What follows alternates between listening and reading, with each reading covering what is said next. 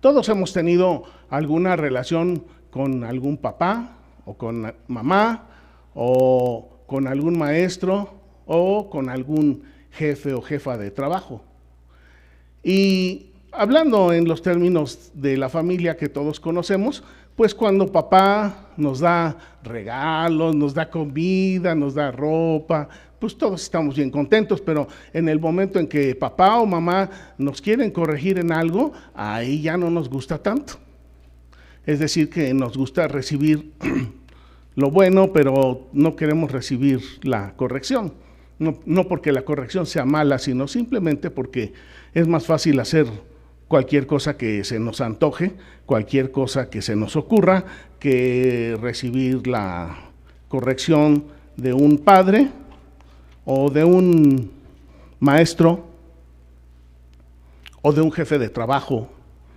Y ya en los términos de la iglesia, tampoco es fácil recibir la corrección de un pastor o de un ministro o de un líder. Sí nos gusta recibir lo bueno, pero la corrección normalmente no nos gusta recibirla. Y esto es algo normal y natural de la persona inmadura. Cuando una persona va avanzando en su madurez, empieza a reconocer que la corrección no es mala, sino que la corrección es buena, y empezamos a aceptar la corrección de nuestros papás, que nos dicen no vayas por ahí porque te vas a accidentar, y el niño inmaduro va y lo hace y se accidenta. Y el maestro nos dice, esa operación está mal hecha, mira, hazle de esta manera, y el niño inmaduro no hace caso y sigue haciendo la operación mal, y a la hora que va a comprar a la tienda, en lugar de recibir bien el cambio, lo recibe mal. También pasa en el trabajo. En el trabajo nos dice el jefe, esto no lo hagas así, esto tienes que hacerlo de esta manera, y uno dice, ¿y por qué tú me vas a mandar? Y entonces uno sigue haciendo lo que uno quiere, lo que uno considera o lo que a uno se le antoja, y a veces hasta nos damos el lujo de ponernosle al brinco al jefe. ¿Y qué es lo que sucede? Terminamos fuera de la organización, terminamos fuera del trabajo. Y en la iglesia, pues en la iglesia, como es un ambiente menos hostil, menos exigente, pues tenemos la facilidad de ponernosle al brinco al pastor o al ministro o al maestro que nos están dando una instrucción, y seguimos haciendo lo que nosotros queremos. El tema del día de hoy es en relación a el profeta Nahum y su mensaje de destrucción sobre el imperio asirio. El tema de hoy habla acerca del consuelo. Nahum significa consuelo. Y el tema de hoy nos trae una palabra de aliento, sí, pero también una palabra de advertencia, de que nos conviene aceptar la corrección. Oremos. Padre, en este momento venimos a tu presencia y sabemos que como Padre tú eres más amoroso que cualquier papá o cualquier mamá de esta tierra. Y sabemos que tú nos amas, pero también sabemos, Padre, que hay justicia. Sabemos que nunca jamás tendrás por inocente al culpable, nunca jamás aceptarás como obediente al desobediente, ni como creyente al incrédulo. Sabemos, Padre, que a ti te gustan las cosas francas, abiertas y de acuerdo a tu voluntad. En este momento, Padre, te rogamos que esta palabra caiga en buen terreno. Yo te ruego, Padre, que ninguno de los que estamos aquí perezcamos por necedad, que ninguno de los que estamos aquí perezcamos por inmadurez, que ninguno de los que estamos aquí perezcamos por desobediencia a ti o a la corrección que tú, Señor, muchas veces nos mandas a través de papá, mamá, a través de nuestros maestros, a través de nuestros jefes en el trabajo, y muchas veces también a través de nuestros pastores y de nuestros ministros. Padre, que esta palabra caiga en terreno fértil y no en saco roto. Te lo ruego en Jesucristo, mi Señor. Amén.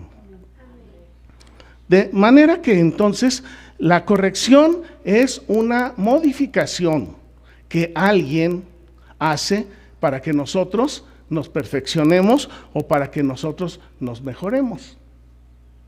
Pero la corrección también es como una marca, es una señal, es una tachadura que queda en una persona que ha sido corregida. Yo me acuerdo cuando era niño, ahorita ya no se usa, que los papás golpeen a los hijos, ya ahora han cambiado mucho las cosas, pero cuando nosotros recibíamos golpes de nuestros padres, que eran correcciones desde el punto de vista de nuestros padres, y que no dudo que lo eran, quedábamos marcados de las mangueras con las que nos golpeaban o de los cables con los que nos golpeaban, y queda uno marcado, y después anda uno ahí doliéndose y acordándose y diciendo, ya no voy a hacer eso porque ya no quiero que me pase esto. Ahorita hasta vuelvo a ser niño, y yo creo que todos de alguna forma hemos pasado por situaciones así en la vida. Pero la corrección, que es una modificación a lo que nosotros somos y hacemos para ser perfeccionados, o esas marcas que muchas veces quedan en el alma, a veces en el cuerpo, por alguna corrección de nuestros padres. Normalmente, cuando somos niños inmaduros, cuando somos hombres insensatos, no recibimos con agrado, no aceptamos, es más, rechazamos, es más, a veces hasta maldecimos a quien nos está dando corrección para mejorar. Lamentablemente así es nuestra naturaleza carnal, así es nuestra naturaleza inmadura, en la cual es necesario que cada uno de nosotros vayamos trabajando. Miren, vamos a hablar de Nahum, pero primero quiero poner dos piedras a través de las cuales, dos afirmaciones, dos verdades fundamentales a través de las cuales vamos a entender qué fue lo que pasó con el pueblo de Judá y de Israel, y qué fue lo que pasó al imperio asirio y a su capital Nínive. Los invito a que vayamos a Hebreos capítulo 12. Hebreos 12. Voy a leer desde el verso 5. Dice: ¿habéis ya olvidado la exhortación que como a hijos se os dirige diciendo: Hijo mío, no menosprecies la disciplina del Señor, ni desmayes cuando eres reprendido por Él? Porque el Señor al que ama, disciplina. El Señor al que ama, corrige. El Señor al que ama, castiga. Y azota a todo aquel que recibe por hijo. El Señor azota a todo aquel que recibe por hijo. Si soportan la disciplina, Dios, si soportamos la disciplina, Dios nos trata como a hijos. Porque ¿qué hijo es aquel a quien el padre no disciplina? O que el hijo rechaza la disciplina de su padre. Verso 8, pero si se nos deja sin disciplina, de la cual todos hemos participado en todos los ámbitos de nuestra vida, si se nos deja sin disciplina, entonces somos bastardos y no hijos. Esta palabra bastardos es una palabra muy dura y se ha utilizado de una manera muy ofensiva. Y cuando yo estaba estudiando me acordé que la maldición en la ley de Moisés para los bastardos, es decir, los hijos ilegítimos, llega hasta la 10ª generación.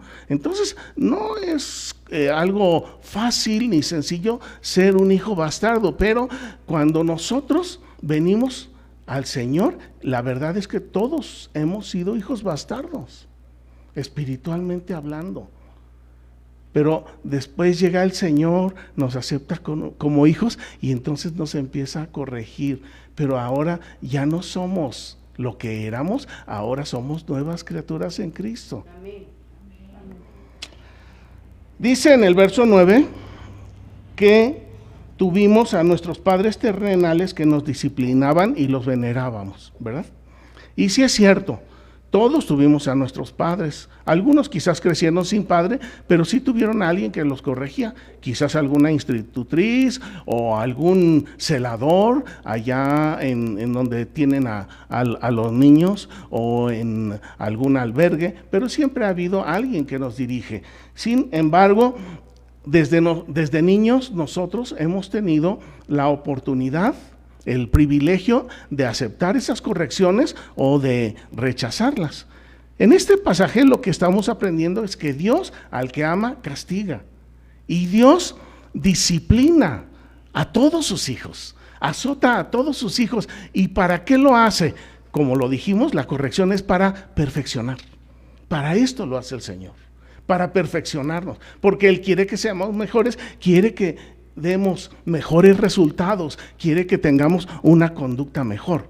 Pero de aquí entiendo básicamente dos cosas: que cada entidad humana, cada sociedad humana, cada persona humana tiene delante de Dios la oportunidad de ser hijos o ser bastardos. Cada uno de nosotros elegimos. Nosotros hemos elegido ser hijos de Dios. Ahora, en 2 de Corintios 7, estoy poniendo dos piedras, dos verdades fundamentales para entonces entender qué fue lo que pasó con el imperio asirio y su capital Nínive, y con el pueblo de Judá y de Israel. 2 de Corintios, capítulo 7, verso 10. ¿Ya están por ahí?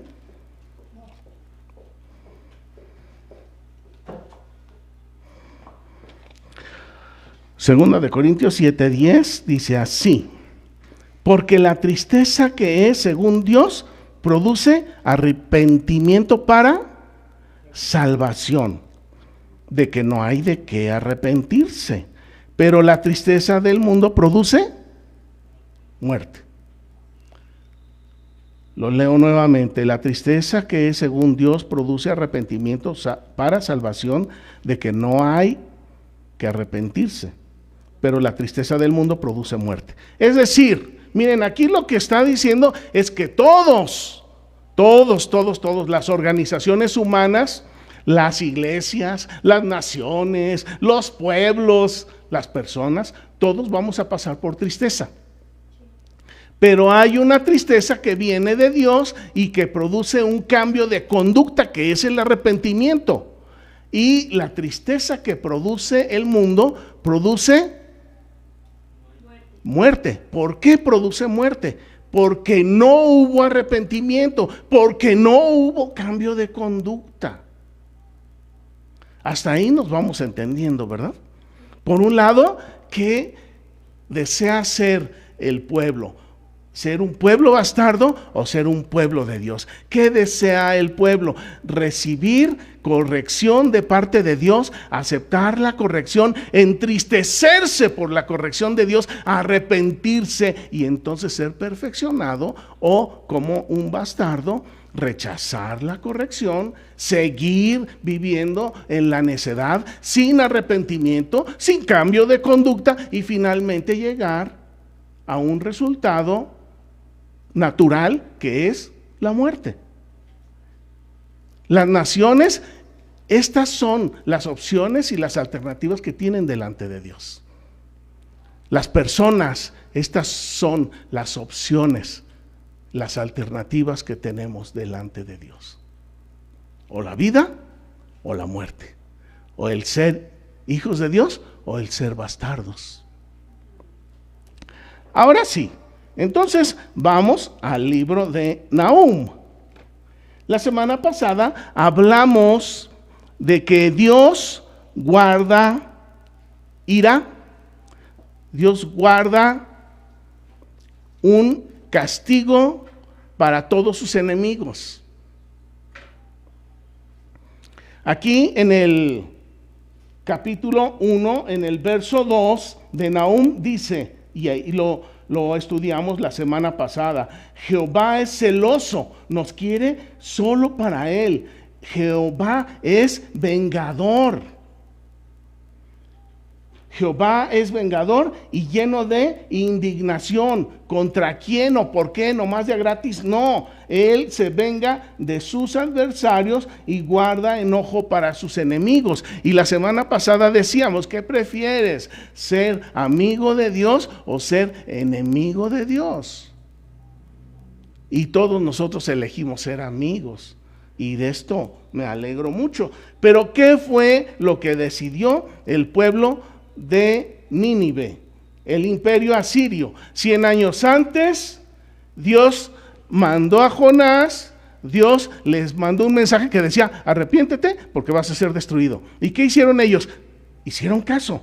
En ese momento ellos se comportaron como hijos, escucharon la corrección, se entristecieron, se pusieron cilicio, se bañaron en ceniza, se pusieron en ayuno, se arrepintieron, cambiaron su conducta. ¿Y qué pasó?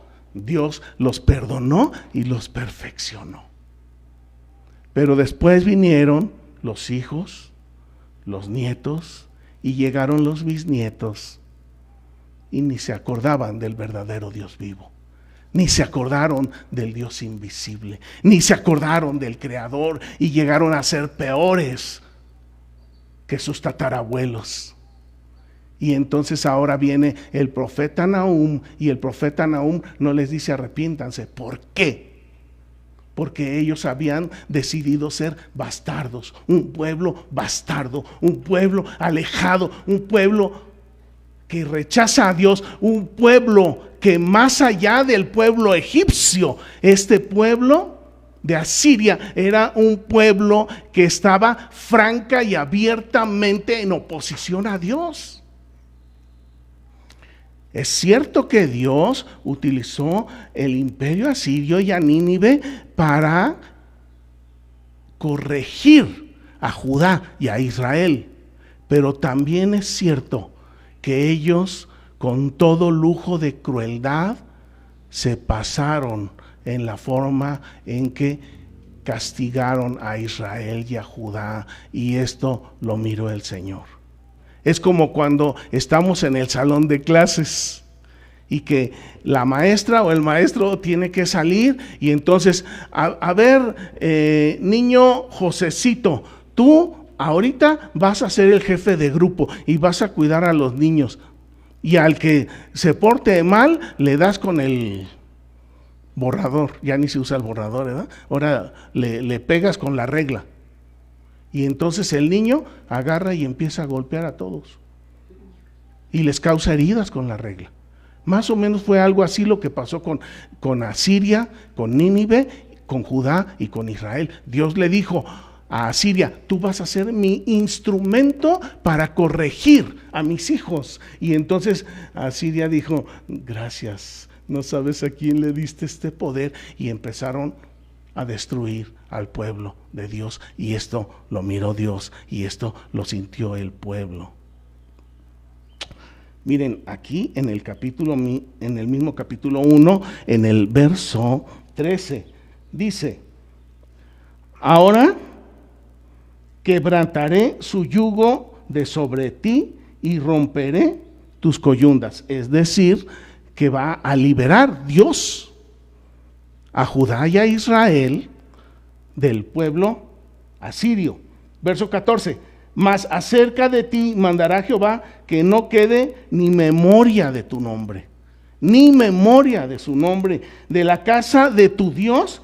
Aquí habla de un Dios ajeno, no del Dios verdadero. Dice, de la casa de tus ídolos destruiré esculturas y estatuas de fundición, y ahí pondré tu sepulcro, porque fuiste vil.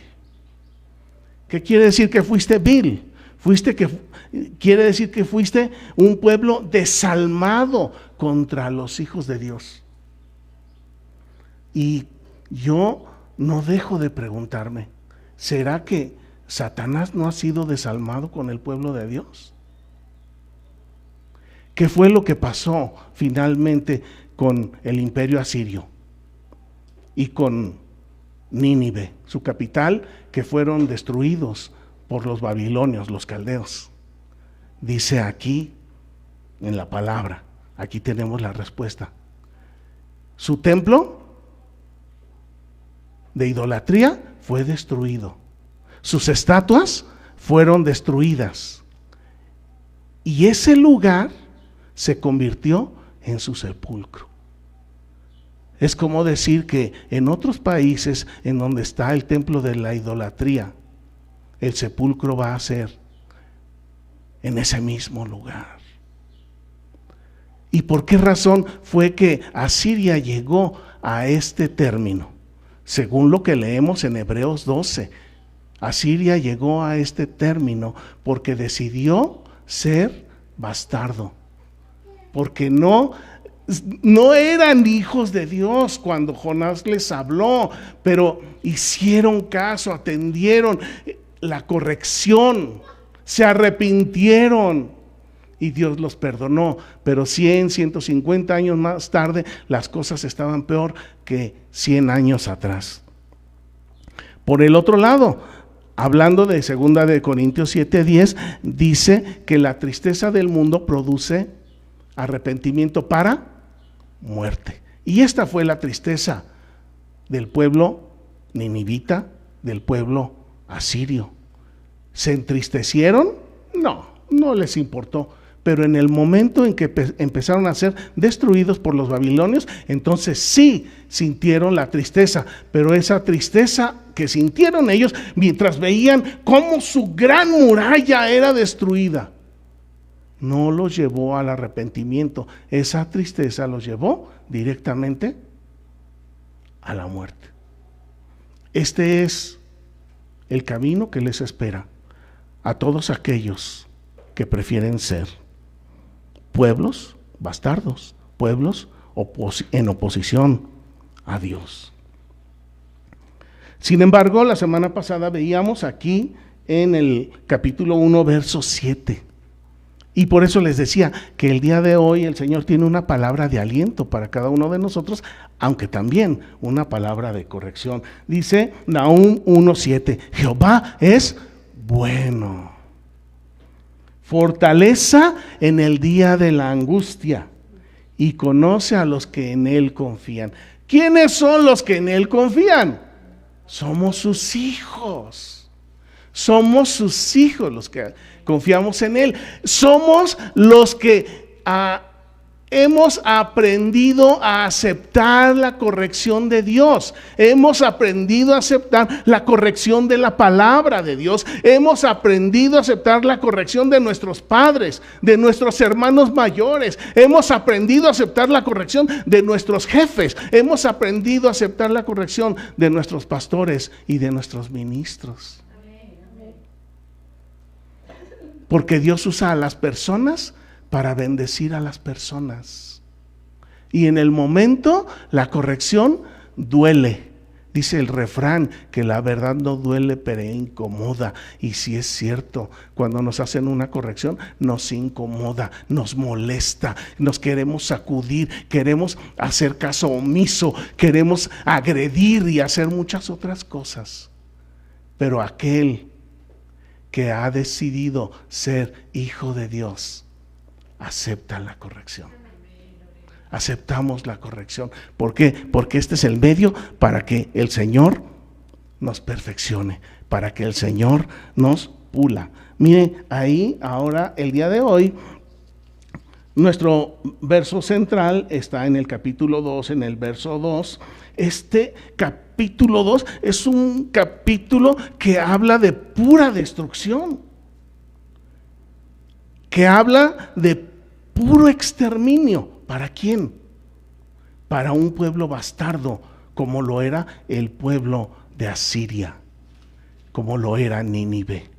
Pero miren, esto es lo que a mí me conmueve dentro del amor de Dios, porque siempre hablamos el amor, ay, el amor, y nos queremos olvidar de la justicia, pero no, dentro del amor hay justicia, pero también dentro de la justicia de Dios hay amor. Hay un equilibrio, hay un balance. Dios no puede volcarse en ira ciega. Así como también Dios nos da su amor, también hay justicia. Y como hay justicia, también hay amor. Nahum 2, verso 2. Dice aquí: el Señor restaurará la gloria de Jacob, como la gloria de Israel, porque saqueadores los saquearon y estropearon sus mugrones. Esta palabra llama la atención, los mugrones. Ahorita vamos a ver de qué se trata.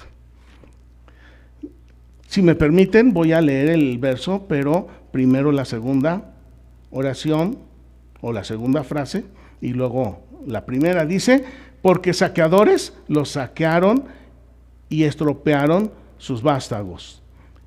Y la primera parte dice: Jehová restaurará la gloria de Jacob como la gloria de Israel.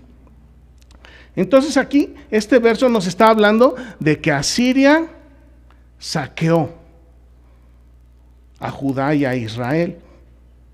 Dice aquí que estropeó sus mugrones. Los mugrones son los vástagos, así se llaman los vástagos, los sarmientos de la plantita que conocemos como vid, que es la plantita que da las uvas. Entonces, por un lado tenemos el tronco, que es la vid, y luego cada una de las ramitas que nosotros conocemos como vástagos, y las conocemos menos como sarmientos, y menos las conocemos como mugrones, pero su nombre propio es mugrones, que son sarmientos, que son vástagos de la vid. Y aquí lo que me está diciendo es que los saqueadores, es decir, Asiria, saqueó los hijos de Judá y de Israel. Saqueó las ramas que daban fruto.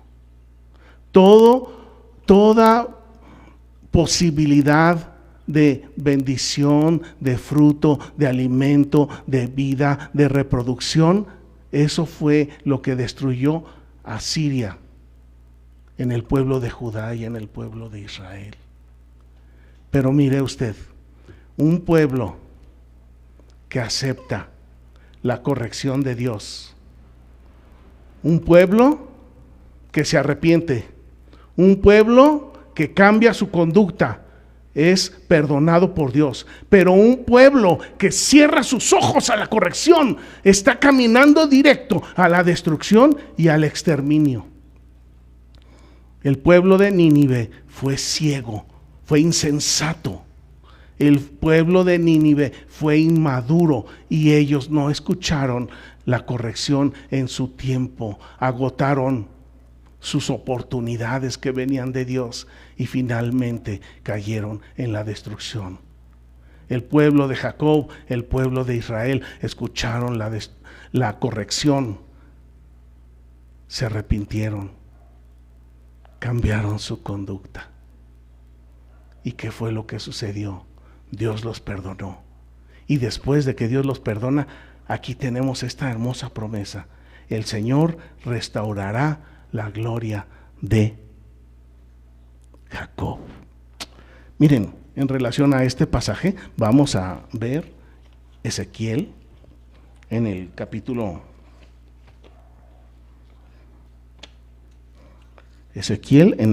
24. Aquí también habla de los mugrones.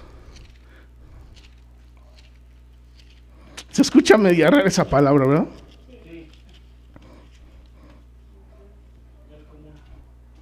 Yo tengo mis mugrones, son mis hijos, son mis vástagos, y que ellos están listos para fructificar, para prosperar. Es algo bonito, es algo hermoso, pero nosotros no estamos acostumbrados a esta palabra porque no somos agricultores de la vid.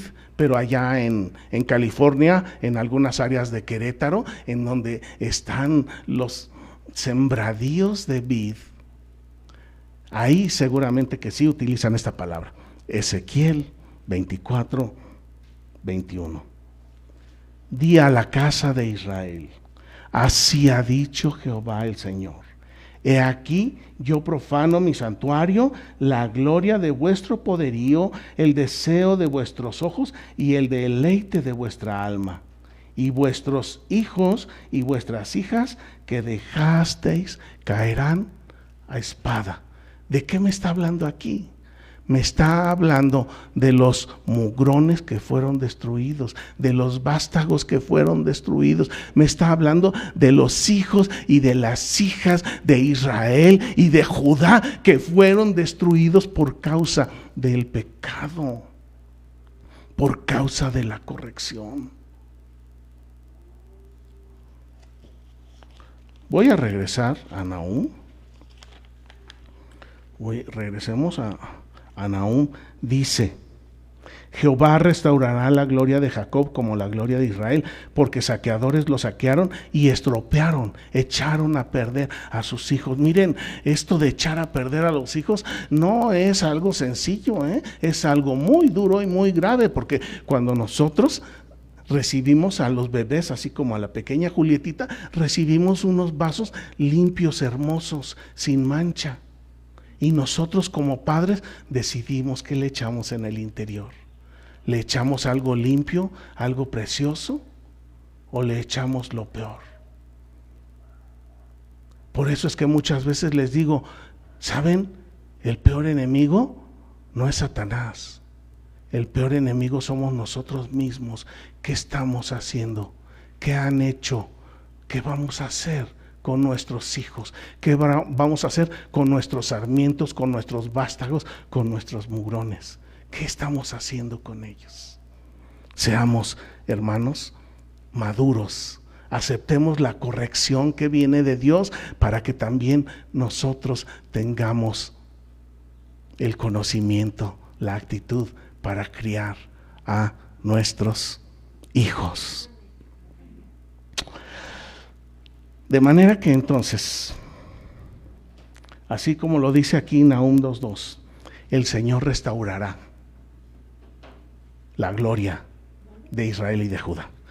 Bien, ahora Nahum 2:2. Ahora, para terminar, la pregunta es, ya como personas, ya hablamos de lo que Dios hace con sus hijos y con los bastardos, ya hablamos de la tristeza que viene de Dios y la tristeza que viene del mundo, ya hablamos de lo que hizo Judá e Israel, que pecaron y después fueron castigados y después se arrepintieron, y ya hablamos de lo que hizo Asiria, que pecó, fue castigado, volvió a pecar, pecó más, no aceptó la corrección y fue a la muerte. Ahora nosotros, como personas, ¿qué es lo que vamos a hacer? ¿Qué es lo que vamos a hacer? ¿Cómo elijo el ser hijo y no bastardo? ¿Cómo elijo la vida y no la muerte? ¿Cómo le hago? Porque cuando nosotros tomamos estas elecciones, tomamos estas elecciones no solamente para nosotros como personas, sino también para nuestros pequeños, para nuestros descendientes, para los que vienen después de nosotros. Miren, en los días pasados hablamos mucho acerca de Jonás, y en el libro de Jonás, si se gustan regresar unas páginas, lo primero que necesitamos hacer es aceptar la corrección. Nos guste o no nos guste, es importante que aceptemos la corrección. ¿Por qué? Porque la corrección viene de Dios. ¿Por qué? Porque la corrección es para perfeccionarnos. ¿Por qué? Porque la corrección es para bendecirnos. Porque la corrección es para restaurarnos. Porque la corrección es para bendecir a los que vienen después de nosotros. Y luego, ahí en Jonás, en el capítulo 3, en el verso 8, dice: cúbranse de cilicio los animales, clamen, hombres y animales, clamen a Dios fuertemente, conviértase cada uno de su mal camino, de la rapiña que hay en sus manos. La verdad está bien fácil decirlo, pero hacerlo cuando nosotros estamos pensando en los bienes materiales, no está tan fácil. Así es que tenemos que poner nuestro corazón en Cristo. Miren, en Juan, en el capítulo 15, en palabras de nuestro Señor Jesucristo, esto lo tenemos bien fácil, bien simple, bien sencillo y bien comprensible. Dice el Señor Jesús: yo soy la vid verdadera y mi Padre es el labrador. Todo pámpano, todo vástago, todo mugrón, todo sarmiento que en mí no lleva fruto, el Padre lo quitará. Ellos son los que no aceptan la corrección. Y todo aquel pámpano, sarmiento, vástago, mugrón que lleva fruto, el Padre lo limpiará. ¿Para qué? Para que lleve más fruto. Ya ustedes están limpios por la palabra que nos ha hablado el Señor Jesús. Permanezcamos en el Señor Jesús y Él va a permanecer en nosotros. Como pámpanos no podemos llevar fruto por nosotros mismos si no permanecemos en la vid verdadera que es Cristo.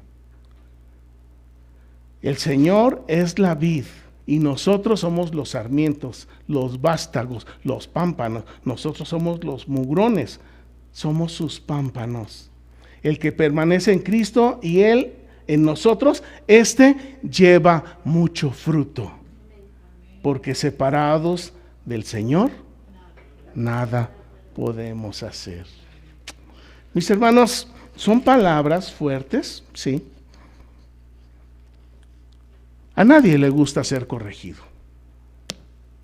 Se necesita mucha madurez para aceptar una palabra de corrección de un pastor o de un ministro o de un hermano mayor.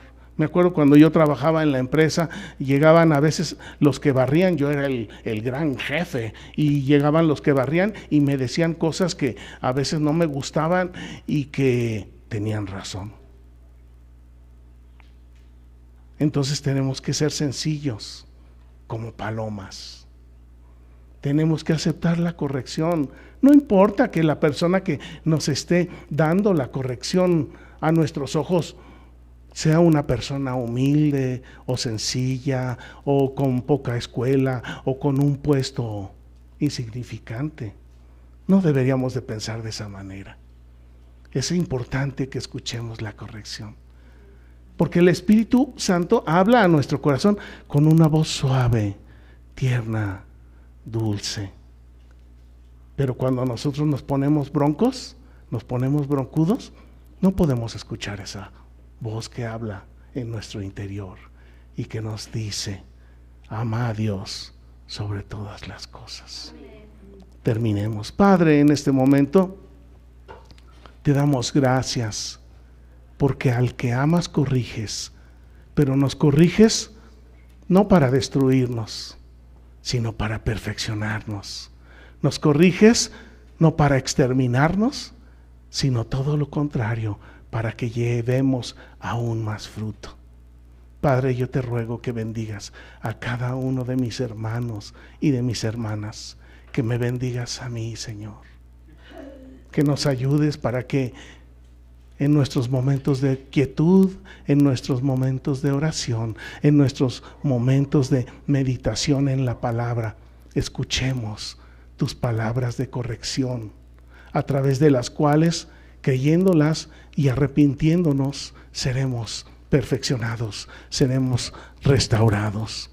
Padre, yo te ruego que ninguno de los que estamos aquí menospreciemos la corrección que viene de nuestros padres o de nuestros hermanos o de nuestros jefes o de nuestros maestros, o quizás venga de una persona pobre y humilde.